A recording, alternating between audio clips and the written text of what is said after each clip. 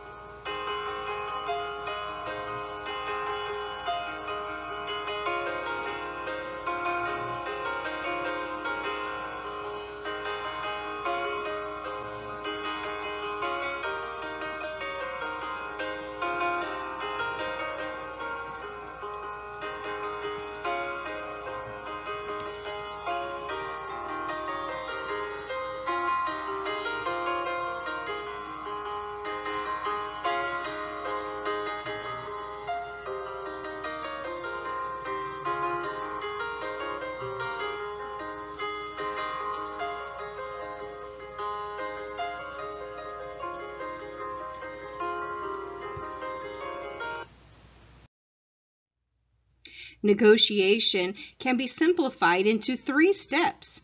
They are preparation, bargaining, and conclusion. Preparation requires that each negotiating party comes to the table ready to make compromises with a full understanding of the end objectives and a fallback position, or an alternative course of action. That happens when an original plan fails. The parties must also understand how to prioritize and the limits of their negotiation.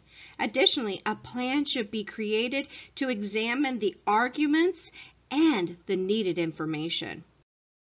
Eric Gardner of Business Know-How recommends several preparation steps. First, check whether you're in a negotiation situation.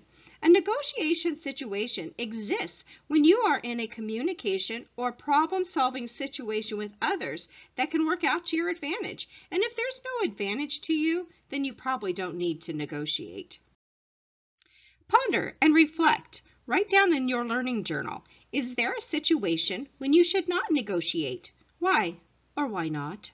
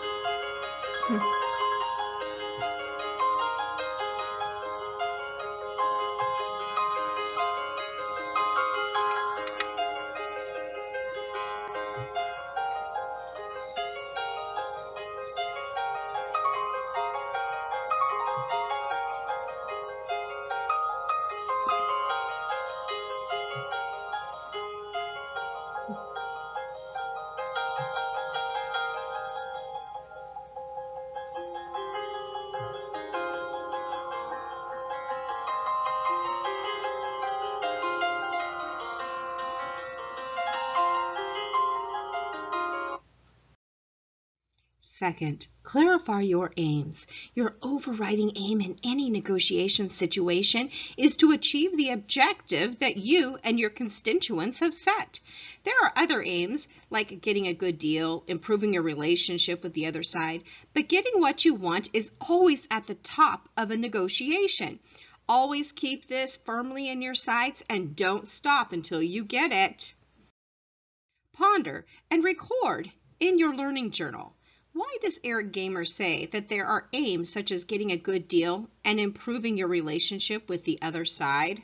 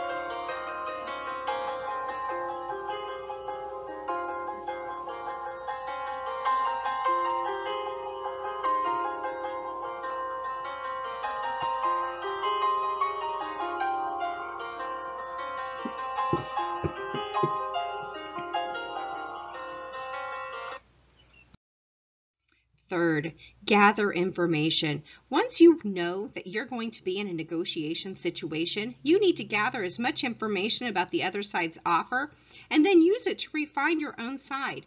Many negotiations will come unstuck simply because one side or the other side doesn't listen.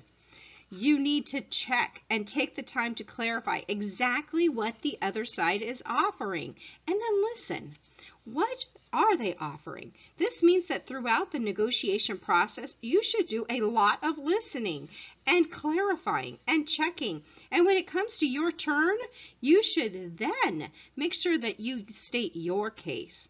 You need to use every communication you can muster to make sure that they understand your needs. Ponder and record in your learning journal, what role do listening skills play in negotiation?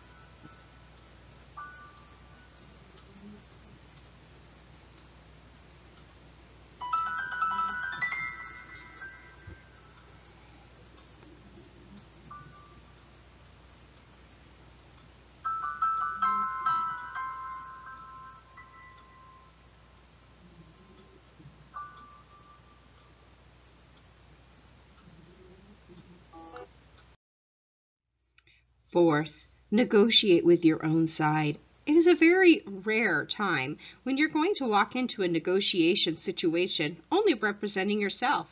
Usually you negotiate as a representative of others, your constituents. Part of your preparation for negotiation has to be sent getting the best mandate from your constituents. Aim to get the support you need, the trust that you need, the resources that you need, and the understanding that you need, as well as any freedom to come to a conclusion.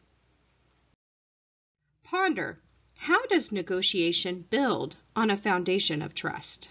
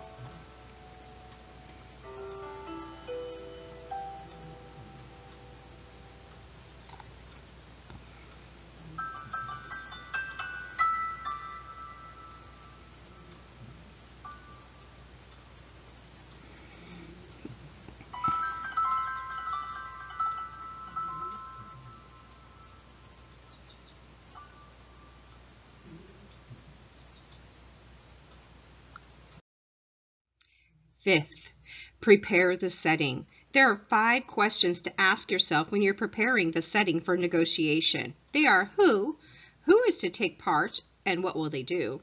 Where will the negotiation take place?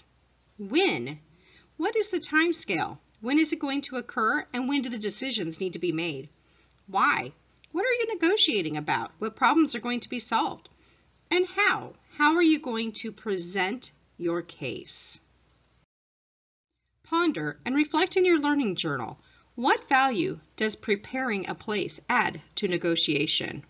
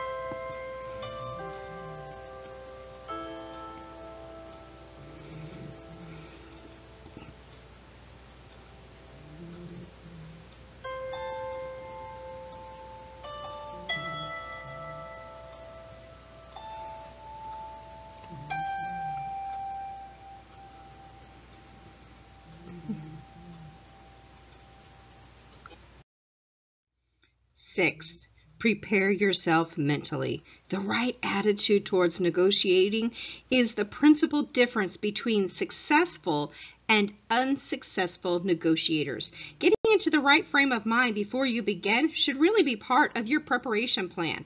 You should aim to be tough, businesslike, alert, and even unyielding. But don't feel that you owe them anything, and don't beg. Don't put yourself above others or below them. Stay relaxed, be unhurried, and don't reveal your feelings at any point. Ponder and record in your learning journal, what mental preparations can you make?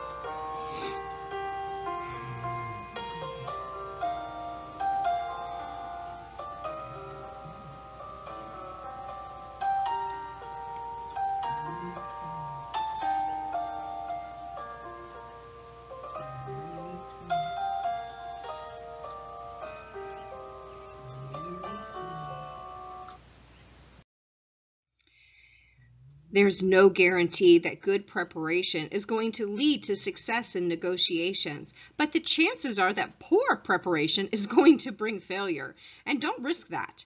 Put out all of the stops to get a head start so that you don't regret it. Bargaining. The second step in negotiating is bargaining, and this stage focuses on what is termed a win-win outcome, as mentioned by Stephen Covey. And this is where both sides feel they have gained something positive through the process of negotiation. They feel that their point of view has been taken into consideration. A win-win outcome is usually the best result, although this may not always be possible through negotiation. It really needs to be the ultimate goal. Suggestions of alternative strategies and compromises need to be considered at this point. Compromises are often positive alternatives which can often achieve greater benefit for all those that are concerned compared to holding their original position. Bargaining requires that each side asks questions. They clarify any points of difference, and they're going to use interactive skills. This necessitates that each party clearly understands the end objective and the common goal. Each party works with the other to help solve problems and create a non-judgmental and communicative climate where compromises can be gathered. Both sides need to practice empathetic, interactive skills to make progress through the bargaining stage. Being a good communicator means more than just being able to speak clearly and passionately. It also includes being able to listen proactively, to visually observe the other person's reactions while you are speaking. Communicating is more than the spoken or written word. Mastering the ability to enforce the content or meaning of what you are saying with your physical actions, your demeanor, your intonation, and your delivery style improves the effectiveness of the point that you are making. Actors often rehearse their lines in front of mirrors to create the entire persona necessary to deliver the feeling behind the script and the character as well as the line itself. Attorneys prepare for opening and closing arguments in the same way. Business executives review their minds the presentation they're about to make as they drive to a meeting or a sales call. And I really doubt that a minister takes to the pulpit without rehearsing in some fashion a sermon he's about to share with his congregation. It makes sense as practice does make perfect and makes playing a role more natural. As a negotiator, you will want to make sure what you are saying, the intent of your words, are actually being heard. Expect to present a number of performances to enhance your communication. So ponder now, and of course, record in your learning journal, what role does communication play within the bargaining process?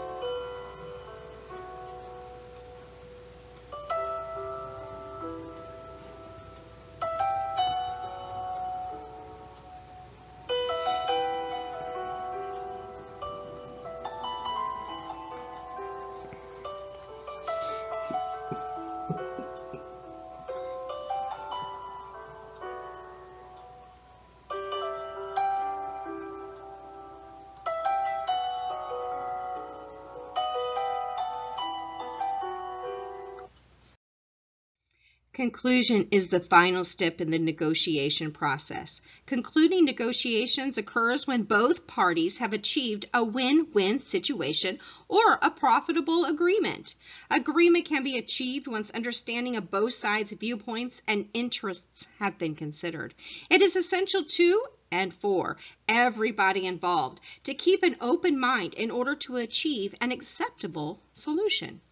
Any agreement needs to be made perfectly clear so that both sides know what has been decided. Of course, there is another option. That's when negotiations simply fail. If the process of negotiation breaks down and agreements cannot be reached, then rescheduling a further meeting may be called for. This avoids all parties becoming embroiled in a very heated discussion or an argument, and this will waste time, but it also can damage future relationships and that foundation of trust. At a subsequent meeting, the stages of negotiation should be repeated, and new ideas or interests should be taken into account, and the situation needs to be looked at afresh or maybe in a new view. At this stage, it may also be helpful to look at other alternative solutions and or maybe bring in another person to help the mediation process. Ponder and record in your learning journal, how can you accept a failed negotiation?